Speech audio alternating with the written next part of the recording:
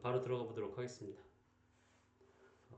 제가 설명할 단어는 다음과 같고요. 일단 스트림라인은 무조건 잘 잡힌 상태에서 동작이 구상이 되어야 된다라는 건 베이스로 깔게 됩니다. 일반적인 그립은 포개는 형태가 되게 되는데, 이런 그립 말고도 굉장히 많은 그립들이 있거든요. 실질적으로 가르쳐 주는 사람은 별로 없을 거예요. 이걸 모르기 때문에. 배울 때 이렇게 손을 포개서 엄지손가락이 강하게 잡고 유지를 한다, 이런 게 기본적인 건데, 여기서 조금 더 나아가자면 이 그립이 안 맞거나 혹은 이 엄지손가락의 힘이 부족하거나 전체적으로 몸에 힘의 전달이 잘 안 되는 것 같다와 같은 사람들이 분명히 있을 수 있습니다. 이 엄지손가락이 들어갔을 때와 다른 그립으로 했을 때의 차이점은 아주 크다고 볼 수 있습니다. 왜냐면 주먹을 쥐고 달렸을 때와 손을 완전하게 펴고 달렸을 때의 기록 차이를 느끼는 거와 같다고 볼 수도 있습니다. 저는 포개는 것은 똑같으나 주먹을 강하게 쥐게 됩니다. 주먹이 그냥 이렇게 따로 줄 수는 없으니까 폭에서 깍지를 낀 상태처럼 보이게끔 강하게 쥐게 됩니다. 이 몸에 전달되는 힘의 크기가 완전히 다르게 됩니다. 이거는 뭐 개인적으로 선호하는 거기도 합니다. 처음에 물살을 가르는 표면의 장력이 분포도가 넓어지는 거 아니냐라고 얘기하시는 분들도 있어요. 뭐 맞는 표현이기는 한데, 저항이 그립보다 내 얼굴의 면적이 조금 더 크기 때문에 저는 깍지를 낀 상태에서 그립을 조금 더 선호하기는 합니다. 디테일한 사람들만 알 수 있는 꿀팁이기는 합니다. 선수분들도 이거를 한번 따라해보면 좋기는 할 것 같아요. 이거를 가르쳐 준다고 해서 이거를 바로 습득하지는 못하겠지만 한 번씩 사용을 해보면은 킥의 강도가 차이가 분명히 있구나라는 것을 느낄 수 있을 겁니다. 다음은 이 헤드 포지션이 지금과 같이 좀 위를 바라본다든가 아니면 정면을 바라본다든가 조금은 아래에 시선을 둔 상태에서 스트림라인을 구사해서 나간다든가 뭐 이런 방식이 있을 텐데, 답은 정해져 있어요. 근데 여러분들이 선호하는 방식은 또 다를 수 있어요. 정면을 바라보고 수영을 해라 라는 얘기도 있지만은 요즘은 바닥면을 보고 수영을 하는 게 정답처럼 되어 있기는 합니다. 왜 그러냐면 고개를 드는 순간 아무래도 코어의 근육들이 다 늘어나기 때문에 고개를 드는 것보다는 고개를 정면으로 두면서 수영을 해라. 근데 여기서 조금 더 나아가서 스트림 라인을 구상을 하고 돌핀킥을 찰 때에는 이렇게 조금 더 아래를 본 상태에서 고개를 위아래로 움직이지 않고 고개를 조금 아래로 내린 상태에서 구상을 하는 것이 조금 더 속도의 빠름이 느껴졌다. 네, 느껴졌다가 아니라 느꼈다, 이렇게 볼 수 있어요. 헤드를 앞으로 본 상태에서와 아래를 본 상태에서의 기록의 차이는 10% 정도씩이나 났다고 합니다. 이거는 여지없이 이거를 선택할 수밖에 없다고 볼 수 있습니다. 지금 코어를 그래서 잘 잡아놔야 돼요. 고개는 앞에 바라보면서 코어가 완전히 풀리게끔 하는 동작도 별로 좋지는 않아요. 동작을 천천히 구상했을 때와 빠르게 동작을 구사했을 때는 분명하게 다릅니다. 이분도 고개는 흔들릴 수 있을지언정 코어의 움직임은 빠르게 동작을 구사했을 때는 분명히 폭이 굉장히 작아지거든요. 폭은 작은 게 또 중요한 건 아니지만 그래도 복부 허리가 너무 웨이브 타듯이 움직이는 것은 별로 좋지는 않다, 이렇게 보고 있습니다. 어떤 그립이 본인에게 가장 잘 맞느냐, 속도감으로서 봤을 때 본인이 느끼는 감각들이 굉장히 중요한 거거든요. 스트림라인을 구사했을 때 팔이 귀 뒤로 가느냐, 귀 옆에까지 오느냐, 아니면은 머리 뒤에서 완전히 고정을 하느냐, 이거는 본인의 차이인 거예요. 실제로 운동을 했을 때 이 귀에 스쳐지는 속도 감각이라든지 이런 거를 본인이 알아야 됩니다. 그래서 많이 해보는 것이 결국에는 중요하다. 이 동작도 해보고 저 동작도 해봐서 본인에게 맞는 그립으로 구상하는 것이 가장 좋다, 이렇게 보고 있습니다. 다음에 이거 핵심적인 건데 이거 아는 사람 진짜 별로 없어요. 아주 좋은 수심이 분명하게 정해져 있다. 제가 예전에 공부를 했을 때 논문에서 봤던 건데 1.3미에서 1.5m에서 돌핀킥을 강하게 구사했을 때 빠른 속도감을 나타냈다. 조금 모자르게 가면은 표면 장력으로 인해서 속도가 저하되고, 또 너무 깊으면은 압력과 방향에 대한 전환이 손실돼요. 1.3m에서 1.5m를 가장 선호하면서 돌핀킥을 구사해야 되는 게 여러분들의 숙제라고 볼 수 있습니다. 지금 펠프스도 보면은 벽을 찬 이후의 첫 킥이라고 볼 수 있는데, 벽을 찬 이후의 첫 킥을 앞으로 나가는데도 쓰지만은 방향 전환을 위해서 많이 쓰게 돼요. 저 같은 경우에는 한 3킥 정도가 방향 전환을 위해서 많이 쓰고, 이 상태로 만약에 가서 턴을 한다 라고 하면은 하나 둘 세 번째 킥에 완전히 반대 방향으로 다시 구사가 되는데, 이 상황에서 1.3미에서 1.5미 구간을 느끼면서 한 3, 4킥 정도 한 이후에 올라오게 됩니다. 단글 선수라면 대부분 6킥에서 7킥 정도는 차게 되니까요. 저 같은 경우는 한 7킥에서 턴 이후에는 10킥 정도까지도 찼는데, 빠르게 10킥 정도라고 하면은 아무래도 100m 정도겠고, 주 종목이 7킥 정도라고 하면은 아무래도 200m 혹은 400m 정도겠죠.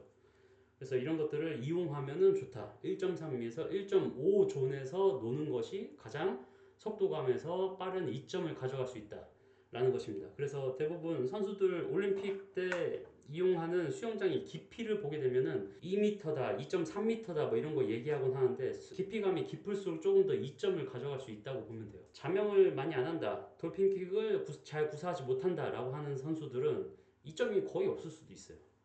그래서 이런 거에 대해서 좀 더 심도 깊게 알아가는 것도 선수들이 좋은 꿀팁이 될 수 있다라는 것을 알려드리고 싶습니다. 아까 말씀드렸던 첫 번째 돌핀킥이 가장 중요하다. 이 선수도 단거리 선수들인데, 스타트하고 잠깐의 스트림라인 유선형 동작만 유지를 하고 있는 거예요. 물론 찰나의 순간이긴 하지만, 1초도 안 되는 순간이긴 하지만은, 오히려 킥을 구사하지 않는 게 지금은 속도가 조금 더 빠른 순간인 거예요. 지금 여기서 속도가 어느 정도, 내가 첫 킥을 차는 게 오히려 지금은 빠르겠다라는 감각적으로 판단이 되는 순간 바로 킥을 구사해줘야만 되는 겁니다. 여기 뒤에 나오는 킥의 템포 또한 중요해요. 여기서 첫 킥을 찼다라고 하면은 첫 킥을 차는 동시에 킥을 빠르게 차면서 좀 더 깊게 갈 것이냐, 아니면은 첫 킥부터 깊게 가다가 올라올 것이냐, 이런 것들이 굉장히 중요한 거죠. 근데 정답은 없어요. 저 같은 경우에는 단거리다, 초단거리다 라고 하면은 빠르게 차다가 좀 더 본인의 페이스에 맞게 차면서 브레이크아웃, 아니면 100m다 혹은 200m다 라고 하면은 그냥 템포를 일정하게 하나 둘 셋 넷 다섯 여섯 일곱 하고 올라온다든지. 물론 사람마다 각계 차이는 있겠지만은, 본인이 연습해서 뭐 25m 기록을 잰다든지 최소 15m 기록을 잰다든지 해서 본인만의 플로우를 찾는 게 굉장히 중요할 것 같습니다. 다음 브레이크아웃 타이밍이에요. 이거는 첫 번째 스트로크가 언제 이루어지는 것이 좋느냐, 이런 것들도 감각에 결국에는 의존될 수밖에 없다. 근데 이 감각이라는 게 내가 표면 위로 거의 다 올라왔네, 지금 빨리 첫 번째 손 잡아야 돼, 이런 게 딱 들거든요. 선수들은 대부분 들기는 하지만은, 선수들조차도 처음 가보는 수영장이다 라고 하면은 수심이 너무 깊다든지 수심이 내가 원래 수영했던 곳보다 너무 낮다든지 했을 때는 실수가 또 잦아요. 다음은 속도가 떨어지는 순간보다 빨리 올라와야 된다는 겁니다. 본인이 속도가 떨어졌다는 것을 귀나 몸으로 느끼는 순간 오히려 올라와서 본인의 그 수영을 구사하는 것이 오히려 더 낫다는 판단이 든다고 하면, 빠르게 올라와서 수영을 하는 게 더 낫다라는 것입니다. 그래서 보면은 양보다는 질적으로 중요하다고 보시면 되겠습니다. 아무래도 숨을 참고 구사하는 돌핀킥이다 보니까 마이너스 되는 것과 플러스 되는 것들의 사이에서 본인이 계산적으로 움직이는 게 오히려 돌핀킥의 이점을 가져갈 수 있지, 이런 것들을 계산 안 하고 무조건적으로 15m를 나와라, 이런 것들은 굉장히 옛날 사고방식이라고 볼 수가 있겠습니다. 그래서 5m를 나오건 10m를 나오건 본인의 종목과 그리고 질적으로 폼을 잘 구사할 수 있다, 그리고 본인의 일반적인 수영보다 돌핀킥의 속도감이 더 빠르게 느껴진다 라고 하면은 과감하게 돌핀킥을 구사하는 것이 좋은 판단이겠지만, 오히려 돌핀킥 구사하는 것보다 내 수영이 조금 더 빠른 것 같다라고 판단되는 순간은 무조건 올라와서 수영을 바로 옮기시기 바랍니다. 다음은 이 미들인데 이 중장거리에서의 전략이라고 써놨었습니다. 그래서 호흡과 페이스가 관리가 굉장히 중요하다고 볼 수 있는 이 중장거리 같은 경우에는 턴 이후에 하나 둘 방향 전환하고 바로 올라와서 수영을 하는 것도 정답이 될 수가 있고, 턴 하고 나서 15m 나와도 그게 정답이 될 수 있어요. 근데 아까 전에 말씀드렸듯이 본인이 귀로 듣는 물속의 속도감의 느낌, 물살을 가르면서 느껴지는 속도감, 이런 것들이 본인이 판단하기에 나의 수영보다 느리다고 판단되면은 바로 올라오는 것이 좋다 이 말이에요. 근데 시도는 물론 연습 때는 많이 해봐야 돼요. 턴 이후에 본인이 1.3m, 1.5m에서 킥을 차보기는 했는가, 이런 것들과 킥을 2개에서 3개로 늘렸을 때 나의 속도감 혹은 나의 기록, 이런 것들이 측정이 돼본 적이 있기는 한가, 이런 것들을 판단을 해야 됩니다. 그래서 이 산소 공급을 희생시키면서까지 긴 수중에서의 동작은 불필요하다, 이렇게 볼 수 있어요. 중장거리에서는 대부분 여러분들도 올림픽에서 올림피언들이 시합을 할 때 보면은 뭐 턴 이후에 하나 둘 하고 올라와서 바로 자유형을 한다든지 이런 것들을 보실 수가 있습니다.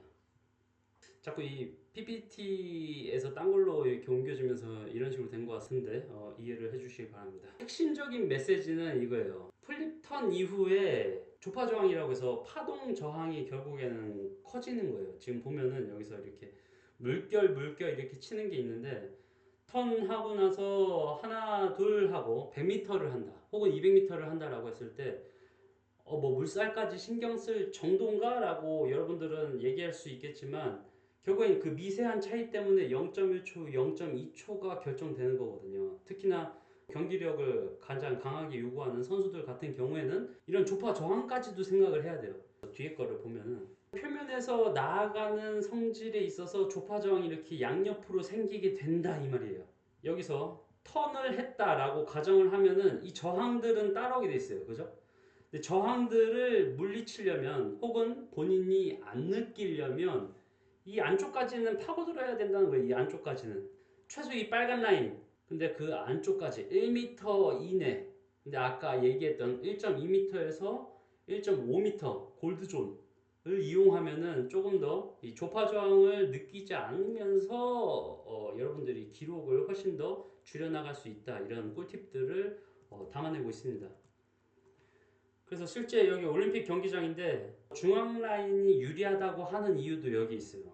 사이드 라인을 이용하게 되면 아무래도 벽을 막고 나오는 저항들이 나에게 오게 된다라고 했을 때 조금 더 안 좋은 부정적인 영향이 갈 수밖에 없는 거죠.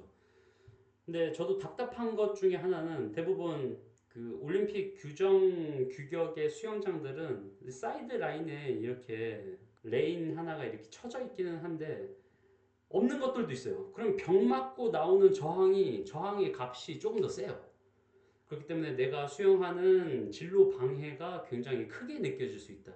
기록 차이도 400m 기준으로 1초에서 2초 정도까지도 날 수가 있기 때문에 웬만해서는 중앙 라인을 선호는 하되, 만약에 이렇게 사이드에 레인이 쳐져 있다라고 하면은 심리적으로 압박감까지 느끼진 않아도 될 것 같아요. 여기까지가 제가 준비한 내용인데 혹시라도 디테일하게 궁금한 내용들이 있거나 언제든지 질문은 환영입니다.